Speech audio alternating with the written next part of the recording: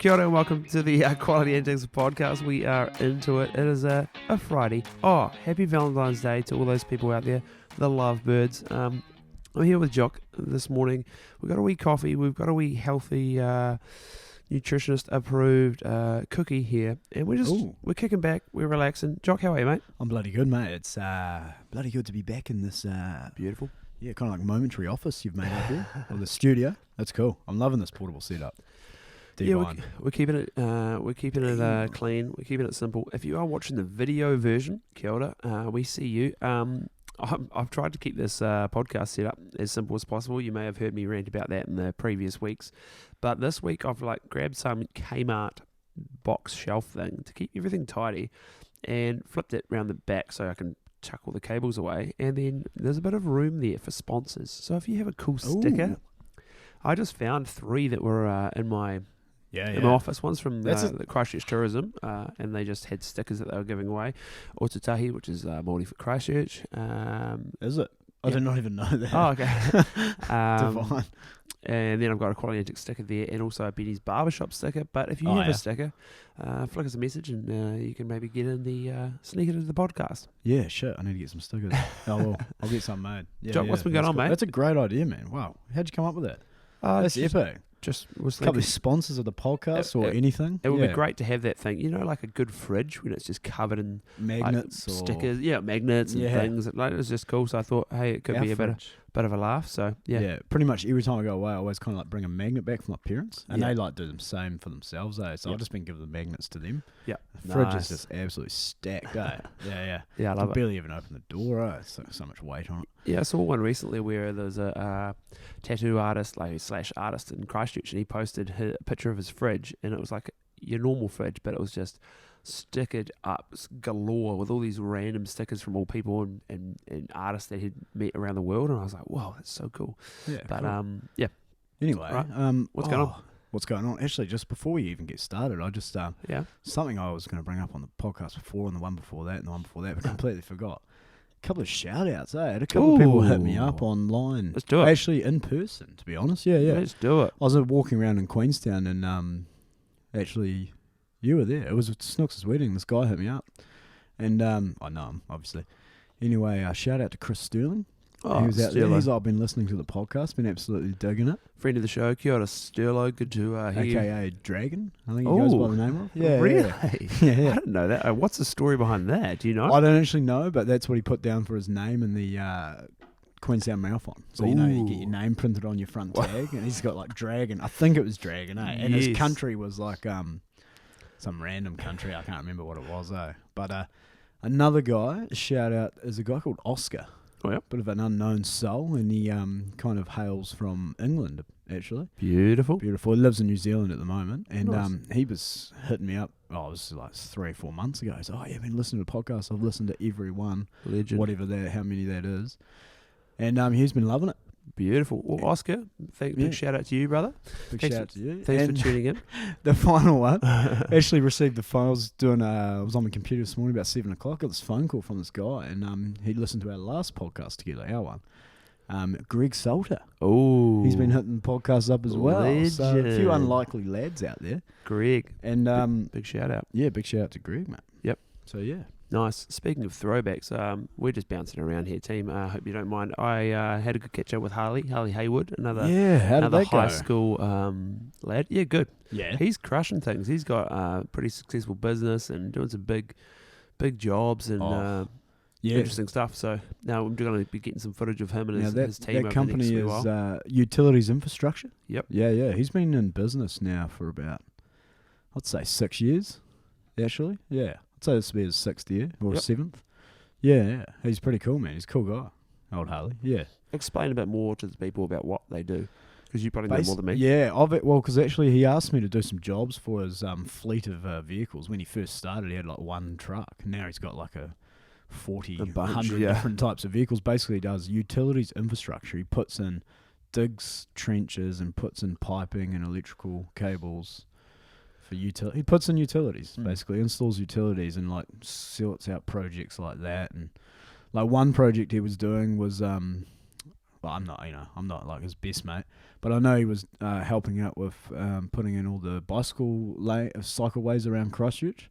So they had to put like power in the ground for like the wee lights that are along the. I think something like that. Anyway, because I was talking to one of his project managers, and he was going on about that. So he does some, and then he puts these big pipelines in, like water pipes, or from like one place to another, and he's got this special drill that actually drills a hole like, under the ground, and then pulls a pipe through or something like that. Trippy.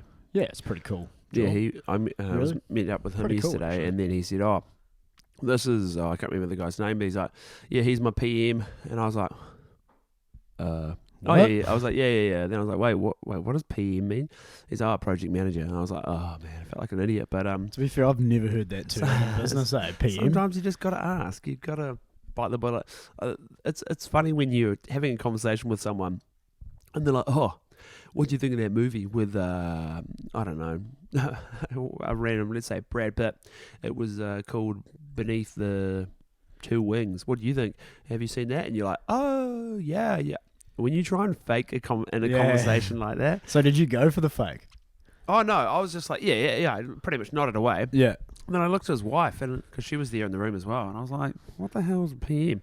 And then he's like, oh, sorry, like as in like he just assumed everyone would know, but I'm like, it was so obvious, but yeah. To be fair, I'm in the business world. I've never heard someone throw out PM. That's the first. Maybe for it's me, their slang. Yeah. Maybe it is their slang in their own business. But I think I'm probably rocking a but to be fair, 99% success rate on examples like that. When someone assumes you kind of go along with someone's story, you never really get called out that often. Nah. Where they're because like, it's almost like it's just like a bit awkward if they call you out. Yeah. Because then they start thinking, oh, am I actually calling it the right thing? Yeah. Because he's probably like PM. Yeah.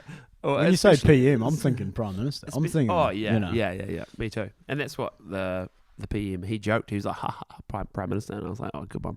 But yeah, so got some exciting stuff going ahead with them in the coming months.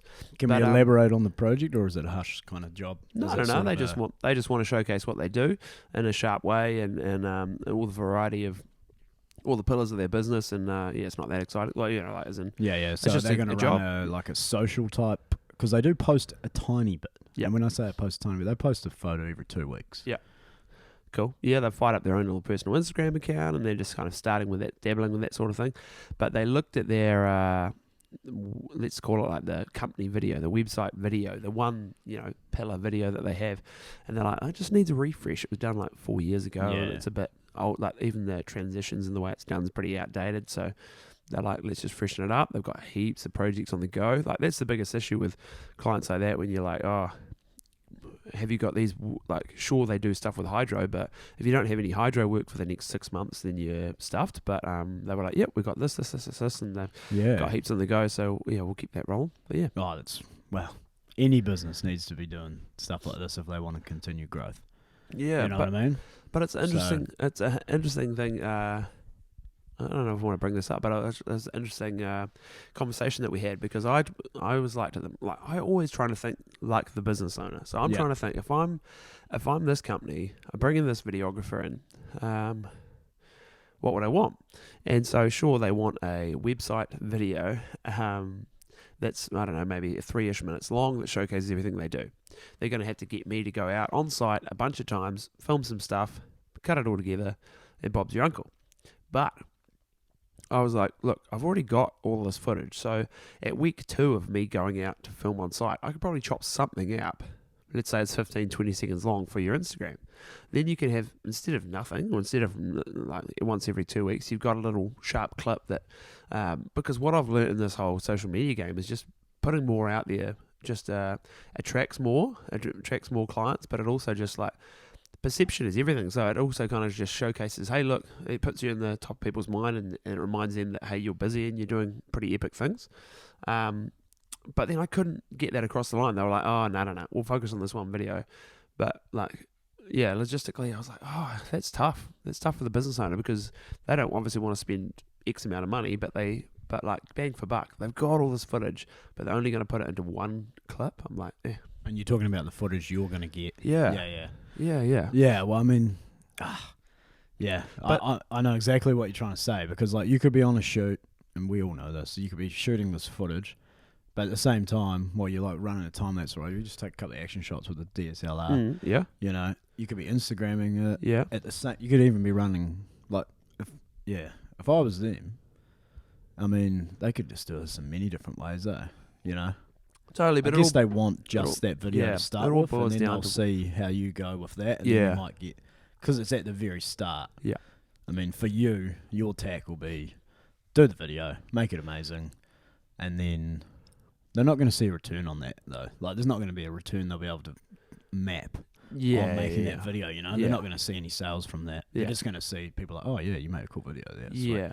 Well, they won't be able to directly link, or maybe they will, you never know, but then, like, you could easily talk to a big client that they get on board, and they're like, oh, man, I saw that freaking video. Wow, so, like, literally that can happen. Oh, yeah, that's definitely going to happen, yeah. But, like, yeah, quite often people will see some content out there related to a business, but they won't. Like, you know those forms that you used to always have to tick, how did you find out about us? And it's like, magazine? This? Yeah. And I was always like, who cares? Why do they care about that? But, like, yeah, that's, I guess, an easy way to track what their marketing dollars are, like, being spent on and what's worthwhile. Yeah, well, for that company, it's going to be business to business, yeah? Yeah. So, I mean, the more content they put out, we all know this. Yeah. The more chances they're going to get of someone just seeing it. But it doesn't even have to be like fully amazing content. But on their level, it's like, when you're at that level, whether you're pitching for these huge jobs, like, you may know or you may not know, but, like, don't they have to tender or whatever for it? So, like, don't they have to, like, let's say they want some big job done, don't they put it out to everyone? Yeah. And then people can submit their, like, so I'm like, oh, I don't know. Yeah, it's a whole different world. Yeah, it is. I mean, that's one way they're going to get their jobs. Yeah. For contracts, like government contracts. They'll probably also have a private market. Yeah, maybe. I mean, majority of their work could be I don't actually know. Could be government. Someone will put it out to a whole lot of different people and they just apply for the tender, like you say. Yeah. Yeah, for sure. Definitely. But then the basis they might choose that a contractor might be based on price, but it also might be based on reputation / if they've got heaps of context. Yeah, like, true. You know. Been watching a bit of Gary Vee lately. Been getting into it, so you know I'm deep in this world at the moment. Yeah. So yeah. I mean, if I was him, I'd be just smashing out Instagram content, Facebook content. Yep. I'd even be looking at LinkedIn, hard out LinkedIn. He literally said, I don't really mind about the other platforms. I'm really focused on LinkedIn. And I was like, ooh, this is good. I know he's focused because I got a friend request from Harley about a week ago, and I actually didn't do anything because I'm not really going to LinkedIn. Yeah. So. Yeah.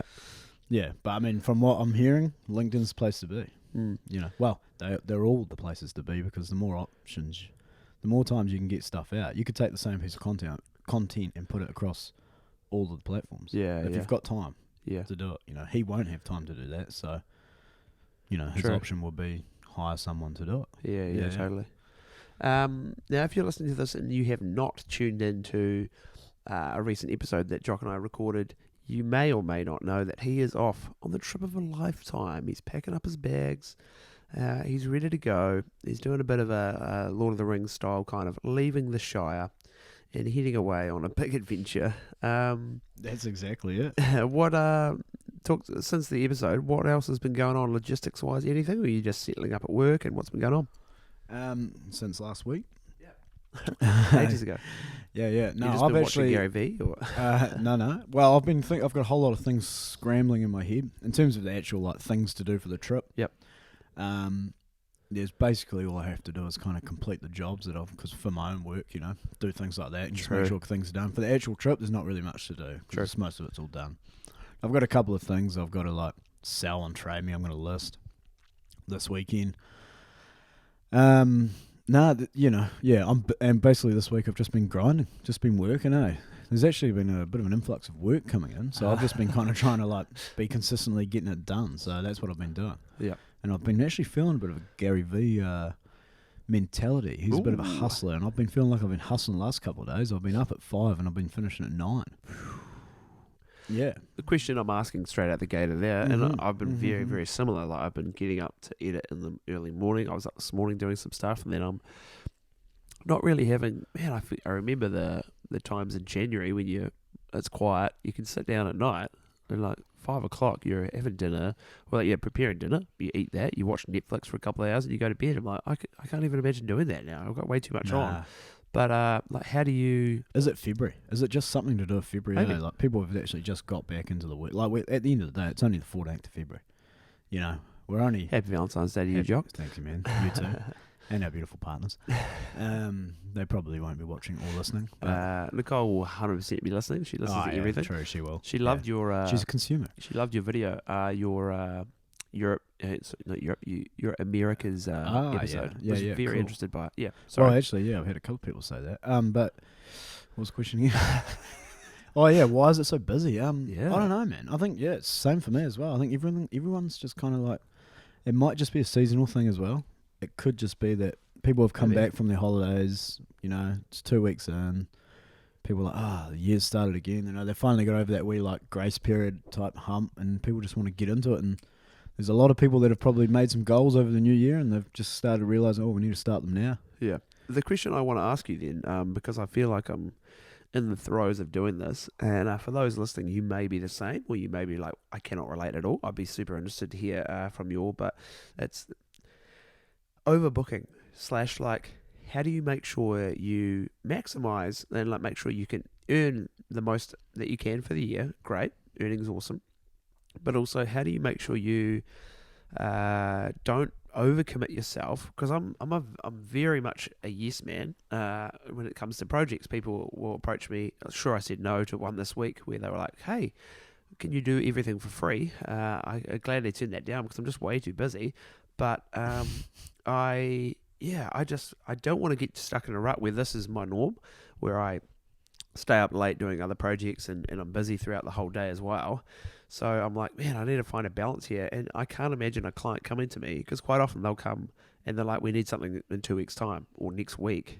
But I would love to be able to say, hey, look, I'm actually booked until March the 14th is when we can shoot. Like, maybe that's what I need to do. But how do you logistically do it for your business? Do you just squeeze everyone in? I kind of just squeeze, eh? Yeah. I'm a yes man as well, man. Yeah. I kind of just, I guess I have the problem that, I get an influx of work, but in my sort of business, it's about kind of like getting that job done, kind of quickly. Yeah, because it's like totally. something's broken, so someone wants it fixed. They don't want to wait weeks for that. There's some things that people, will wait for or book in, but realistically, I'm not booked out any more than like 1.5 weeks out. You know what I mean? Because people ring up and be like, oh yeah, like a guy rang me up at 7:45 this morning. He's like, oh, my JCB, it was like a tractor, won't start, battery's flat. I was like, oh yeah, okay, sweet. So I just boosted around there and put a new battery in it and came back. Like that sort of stuff happens all the time.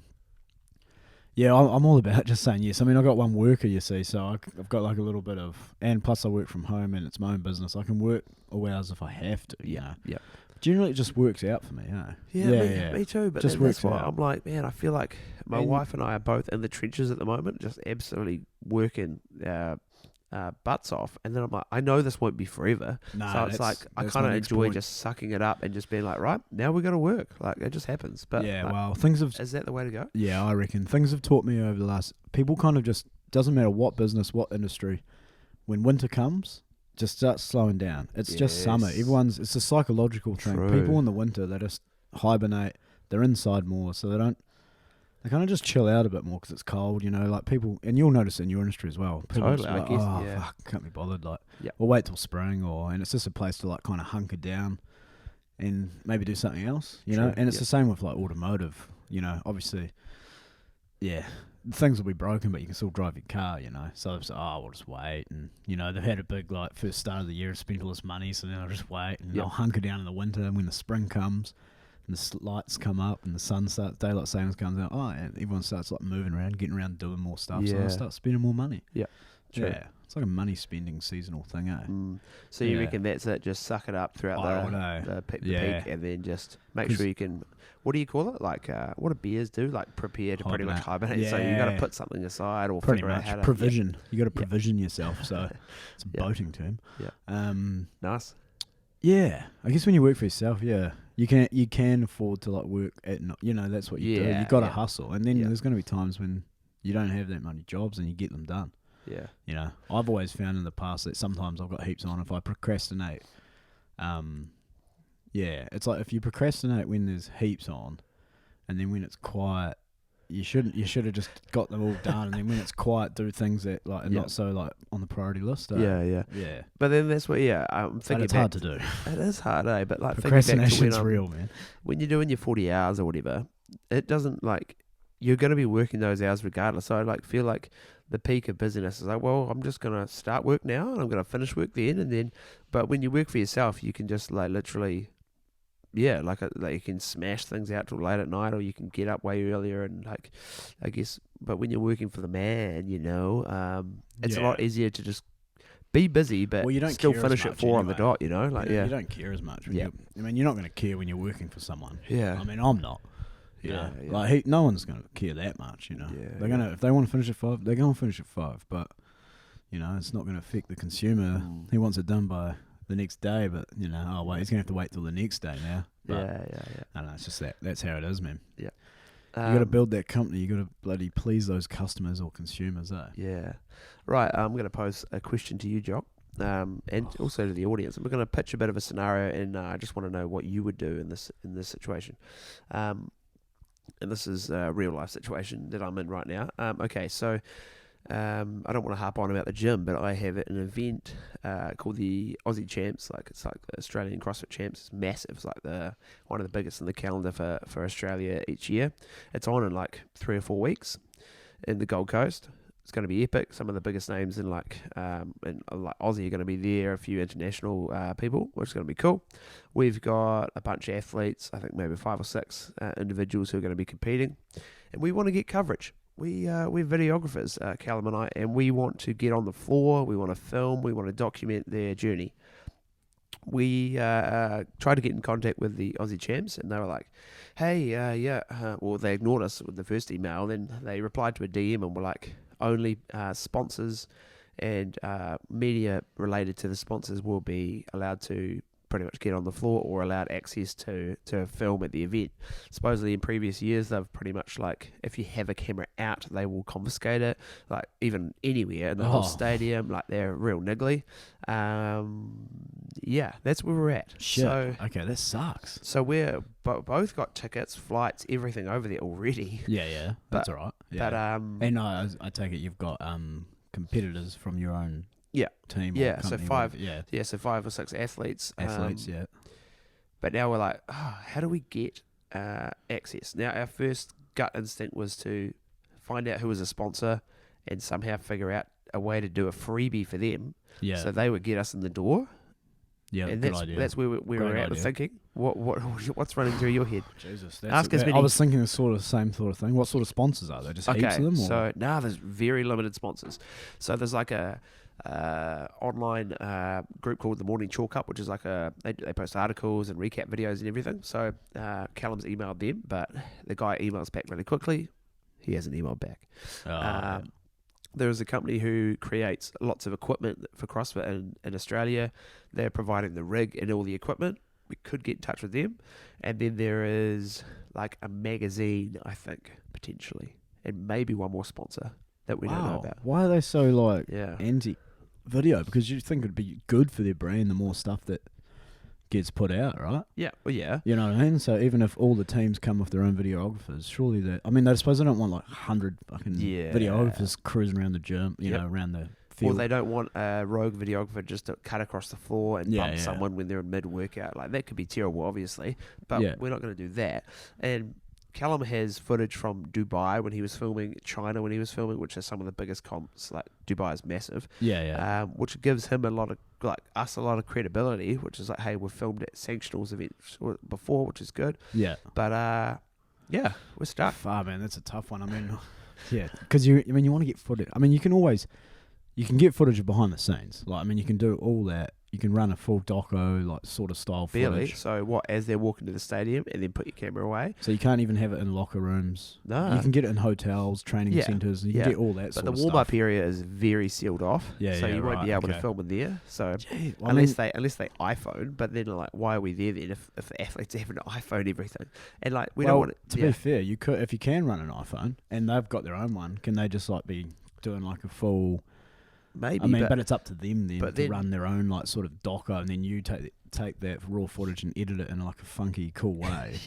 Because then you can have different Depends what's your outcome that you want to get from this. Yeah, really just tell the story of the athletes throughout the From whole what- behind the scenes pretty much. Not yeah. just this one event or multiple events. No, just this one event. Just So this it's like one. 3 or 4 days. Okay. So it's a long event. It's like a long. I suppose can you rip the footage from whoever's broadcasting it later on? Maybe. Because I mean, you can just if you could run a doco side to it, Yeah. and then get their footage later on. Maybe. You know, then you might be able to edit it all and get it all going in. Oh. Yeah. So I'm just seeing an email going through, being sent by Callum as we speak here. oh yeah, Ooh. Wow, he CC'd you in. He's thickened this email up. Yeah. Oh my gosh, he's done well. Okay, so it sounds like he's emailing.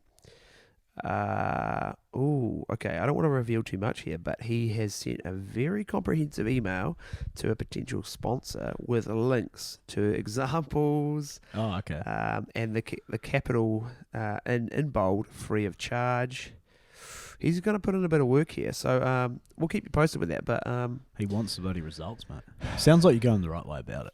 yeah, well, we're You know. not because we're Well, I mean, we're you're going doing around the right steps. around the competition because that sounds like they're not going to let us do it. No, so we're well, like, I mean, yeah, that's what I mean. Like, you're going to the next best. Yeah. Thing. Is there any what about outdoor events, or are they all indoor? there will be some outdoor. I mean, sure you can grab that footage. Yeah, I wonder. There is going to be a beach event on day one. You're going to have to be crafty, man. You're going to have to get as much outdoor stuff as you can. And We'll then, soon see. Yeah. We'll soon see. We'll soon see. Watch this space. I'll keep you updated. That is in a few weeks' time. Well, that's but yeah, epic. That's cool, man. Yeah, that's cool. but like for us, we want to film more events like that. We want to film the CrossFit Games. We want to do a lot more. So our ability to even get into these things is like in other events, it's been tough to actually get in there. But once you build a reputation for yourself, or if let's say we had 500,000 YouTube subscribers and we were telling the story of like we just documented CrossFit stuff like this, do you think that they would give us a pass? Yeah, they would, because there's a guy who does that and he just gets in anywhere he wants. Yeah, for sure. And he goes around and I've seen him. Yeah, he goes around and sees different amazing athletes. Yeah, the top level. But yeah, good. We'll see how we go. Yeah, I mean, my advice is you're probably doing everything you can. To be honest, sounds like you're all over it. Thanks, mate. I'm just thinking, can you? Yeah, I was wondering, is there another tack you can get in? Yeah. Is there another angle? Like, can you get in touch with people that actually own the stadium, or can you get in touch with people? I don't know. Just think about something outside the box. I haven't been to a CrossFit Games, but yeah, I don't know. Good question. Yeah. Like this is because then when you're there, you can just if you're meant to be filming the sponsor's product, just whip it around and film your own thing, and then come back and be like, how'd you get that footage? Well, too late now. Yeah, and that's why another avenue we talked about is trying to figure out what are some of the top tier athletes that are going. What sponsors do they have? How can we somehow be like, hey, let's say, for example, Rich Froning was going, which he's not. He's one of the a big well-known athlete. Let's say one of his sponsors got in contact with the Oz champs and said, hey, look, we want to document this. They're not going to have a problem with that because all it's going to do is document a high-performing top-tier athlete at their event. They'll love it. Oh, yeah, so it's like maybe we can find a loophole that way, but I don't know. We'll see. Yeah. It's a tough one, man. It's a tough one. We'll see. Hopefully you can get something out of it, because it would be a shame not to have the whole indoor footage. Mate, you only I have know. yeah. I know, I'm freaking out. But let's move right along to the focus of today. Where some may love it, some may hate it, but it is the 14th of February. It's Valentine's Day. What are your vibes on the whole day in general, John? Do you think it's a waste of time? Do you think it's overrated? Thoughts? I mean, I don't really care, to be quite honest. I'm not really too bothered by it. Yeah. I got up this morning, made some pancakes for my lovely partner. She actually gave me some cookie pies. Ooh. Not sure of the name of the company. It had like a moustache on it. Oh yeah, Mr. Moustache or something. Yeah, I know those. I think they've got like a van and they're parked in yeah, they were there. just off New Regent Street, kind of around there somewhere. Yeah, they're a local cookie bar. Yeah. So I got some of them. Ooh. Yeah, so I might rip into one of them tonight. Jeepers, what a treat. Yeah, but I'm not too bothered by that. I don't go out of my way, especially at the moment. Cause for me personally, I'm like I'm going out for dinner tomorrow night, and then we've got a barbecue Sunday. So I'm not doing a specific dinner or something tonight. Yeah. Just cruising. Nice. Do I think it's overrated? I don't even know where it originates from, man. To be honest, Valentine. I don't even know. But yeah, some some Casanova sort of type fellow, eh? But I mean, I guess it's a great marketing point. It's like all these seasonal things, eh? It's just another thing for people to go spend money or buy a product or a service. You know, it's good for businesses. Yeah. Because it doesn't matter what business you could be in, the floristry business. They'll dominate. They'll love this. Yeah. Hospitality, you know, I've already been sucking in with you know. Yeah. What else? The card business. Oh, anything. People, people literally buy new cars. They all of a sudden had to buy obviously jewelry and everything. Buy a new ring. Everything. But then what I love about Valentine's Day, I hate it, but I love it at the same time because all it is, or you can see it as just a reminder to make sure that you show some love to your partner or whoever it may be, to spread a bit of love and be nice. So it's not a bad thing. Yeah, you know? Well, unless you make it a big deal and you end up having to spend, our budget's $500 for presents each year. Like it could be pretty dusty, which I bet it is for some people. Yeah, definitely. Yeah, no, I'm against that. But I mean, spending money. Yeah, especially on Valentine's Day. Yeah, I'm just like, you know. Yeah. I'm not going to buy into it. Yeah. Well, for us, we're heading to. I'm doing a bunch of filming for the Buskers tonight, but we're heading to the night noodle markets. We're going to shoot there for a quick wee bite to eat. Nice. In between shoots, so it'll be low key as hell, but it'll just be a nice excuse. Like I say, we've been eating at different times every night, and so it's been nice just to sit down and have a catch up. Yeah. Nah.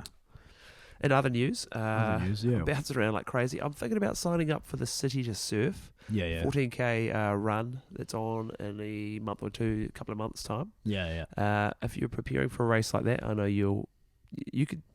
Jock's the kind of guy, he could just close his eyes tomorrow and just start running and smash that out like no sweat. Loves a bit of a grit, bit of a grind, loves a run. If I'm going to be training for an event like this, and currently hate running, give me some tips. What I would do, if you haven't been doing much running, I would start off with, when is it? No idea, I'll Google it right now. I would, if it's 6 or 8 weeks away, I would start off by doing like 4 3K runs in a week, or maybe 3. Do that for 2 weeks. Yep. And then I'd build that up to maybe the thing with running is, you need to do it consistently to get good. It's like anything really, but yeah, you want to build that endurance 36 days away, 21 hours. Yeah. Okay, 36 days away. Shit, you don't have much time. Oh, God. 14 Ks. It's not an easy run, man. 14 Ks. God. I'd build it up with maybe like 4 3K runs. Build up your base endurance first. Yep. And then you could probably have to jump that up to like 4 5K runs. Yep. And then then you maybe want to do a couple of see if you can do after that, have a few days rest, and then in that third week you're gonna have to bang out like an 8K run. Yeah. Maybe 2 of those in that week. You might not even attempt a 14K run before the race. I probably wouldn't. I'd probably just do max 10. Yeah. And I'd just try and hopefully on the day that extra 4Ks comes from somewhere, which it should. Yeah, for sure. Yeah, I think after about the 4th K you'll get into a rhythm, which hopefully you'll be able to take through to the 14th. Cool. Yeah. And in terms of hydration, nutrition, anything, it'll go pretty quickly. How fast is it going to take to run 14K? I'd say it's probably going to, I'd say about an hour and 20. Oh, yeah. Oh, that's all good. To start with. It depends on how good you are. I don't know. Not that good. I did a 10K in like 50 minutes once in skate shoes. Yeah. In London. Why? Just with this chick, a mate of mine, Nicole Watkins, actually, who recently just got engaged, I see. So congratulations. And I was come back from a little bit of travel, and I was just her flat actually is where I just kept some of my gear and just stayed there on the couch for ages. Shout out for that. Didn't pay a cent, and really did fuck all.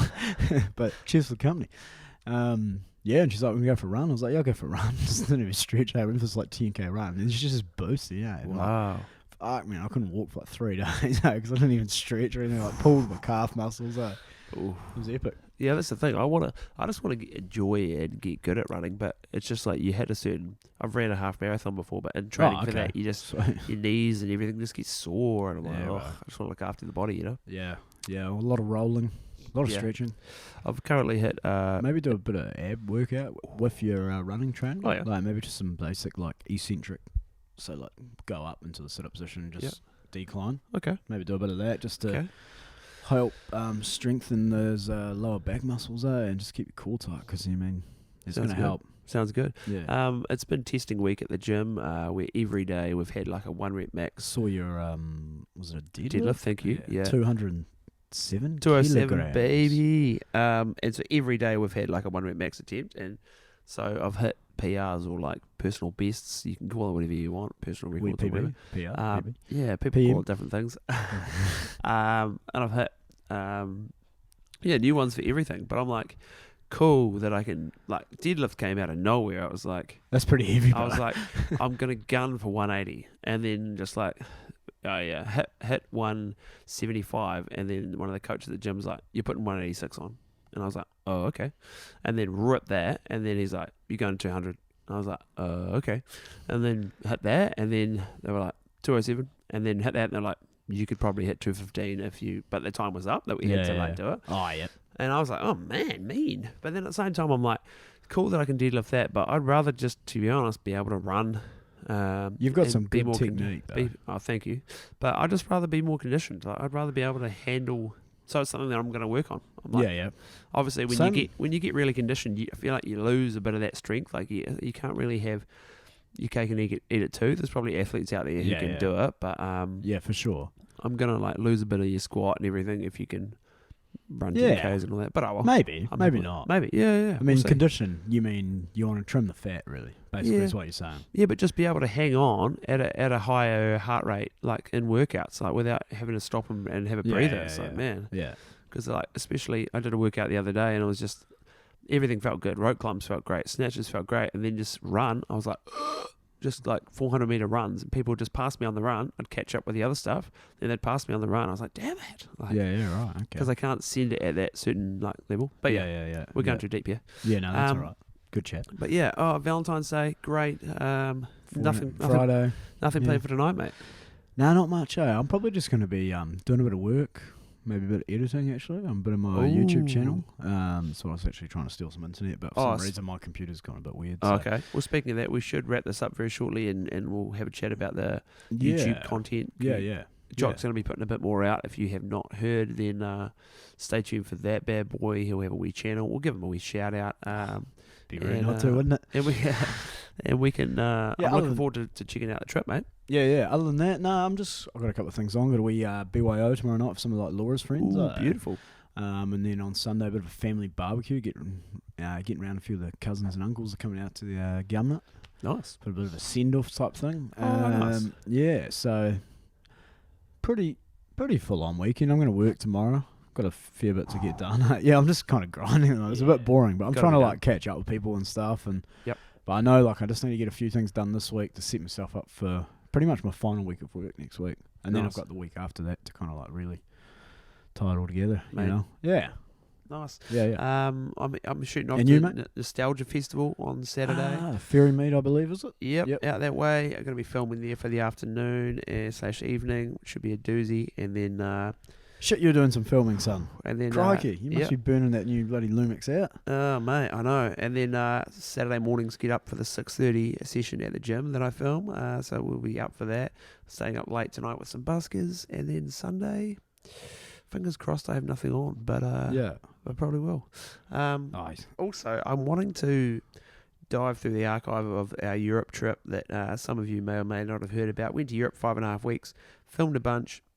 Made like a quick recap, little 1-minute video, but it was a sick video. I've had some pressure to be like put out like a longer. Who cares how long it is? Just like some of the funny moments, and we chatted to the camera a bunch, me and Beans, and like all that stuff, and just kind of throw it out there for the memories. So might do that. I need to work on that at some stage. But God, you got some projects on, bro. Ooh-wee. I mean, to fit that in, especially when you're not really getting that paid for it. It's always hard to do your own thing, which is annoying because you always do this running around doing all these like great things for other people, but you kind of like forget about yourself. Totally, it's always the way. And a big shout out to this Audible book that I've probably already shouted out in other podcasts. I'm listening to this book called Indistractable: How to Control Your Attention and Choose Your Life.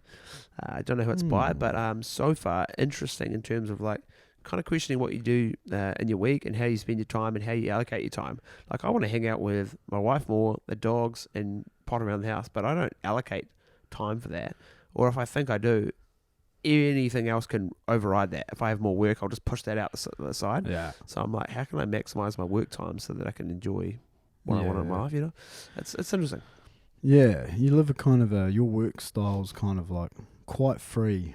You know what I mean? Like Totally. it's not like, if you compare it to mine, it's kind of like officially it's like 8 o'clock Monday to like 5 o'clock each weekday. Yeah. Whereas yours is like the jobs are sort of like you're going to film Buskers, which is only really on at night. Yeah. You know, like the Nostalgia Fest is like a Saturday, and then So it's really all like, over the show. But then my general day may be like 8 till whatever, Yeah, and then squeeze in training, and then chill out for an hour or two, and then have another block at night. Like I'm just all over the show. Yeah, it's weird. Yeah. It's a whirlwind, eh? Yeah, it's quite cool. I like it. Yeah, I just love the freedom to be I want to walk the No dog now. doubt. I can walk the dog now. Yeah, fuck it. Yeah. Yeah. No, Sweet, bro. Sweet, bro. Thanks for well. coming by. Always a pleasure. Never a chore. We'll rip into another episode or so before Joggy heads off. But cheers, come by. Cheers, brother. See you.